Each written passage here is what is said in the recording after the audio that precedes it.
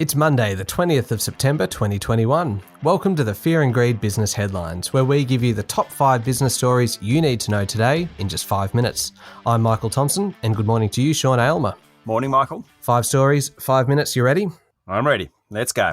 The big one, global equity markets are tumbling from Wall Street to London to Australia. What's going on? Well, the crux of it is that investors are getting nervous about COVID again, 18 months in, and we're still talking about it. People were hoping we'd be through it by then. Some states in the US, Florida, for example, are recording huge numbers of deaths. Up until a few days ago, Germany was surging with new numbers. Singapore's rising fast. In Australia, we're seeing the numbers in New South Wales and Victoria. People are just a bit worried about it. On top of that, they're also concerned that central banks are actually going to start tightening monetary policy. Now, that doesn't mean lift interest rates, but it does mean stop bond buying, which means longer-term rates will rise. Worried about that in the US, worried about that in Japan, in Australia, and in Europe.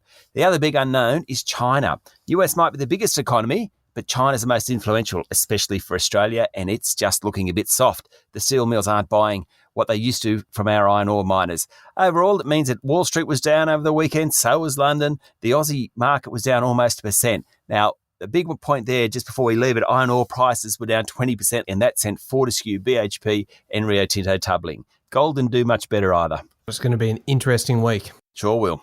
Okay, Victoria finally has a roadmap out of lockdown. Yeah, my theory on COVID this weekend is that the news isn't good, but at least it's getting better. Victoria had more than 1,000 cases over the weekend and 2 deaths, but Premier Daniel Andrews outlined reopening plans. Once 70% of the population are vaccinated, outdoor gatherings will be allowed, venues can reopen, construction sector, really important for employment, can get back to full capacity.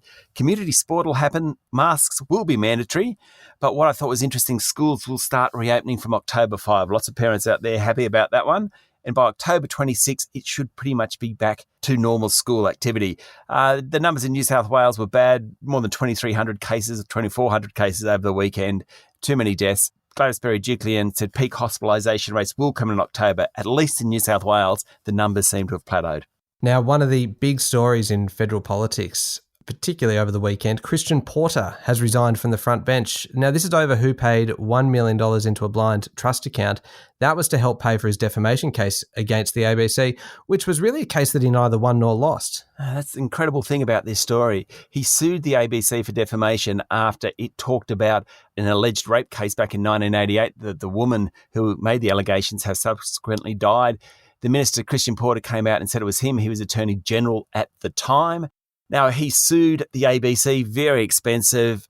What happened is that someone put $1 million into a blind trust, which he accessed to pay for his expenses. No idea who that is. Not looking good from the pub test. Scott Morrison, the Prime Minister, was worried about ministerial standards, and in the end, he's had to step down from his industry ministry role.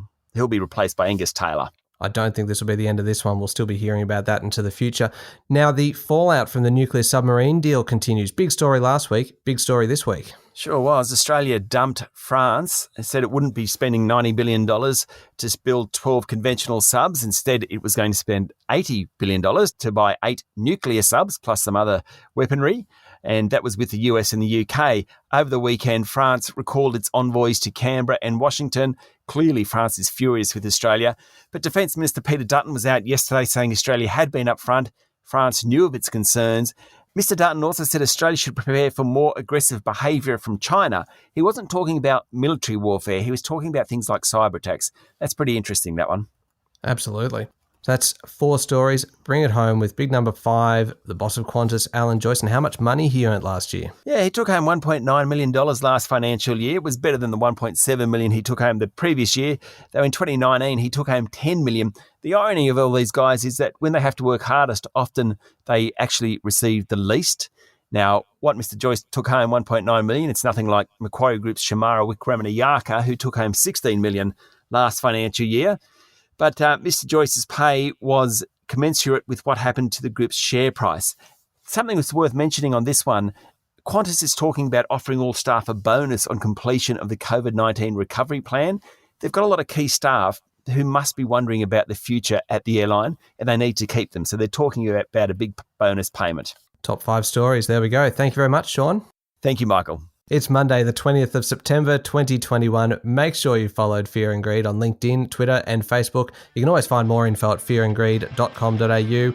I'm Michael Thompson. That was the Fear and Greed business headlines. Enjoy your day.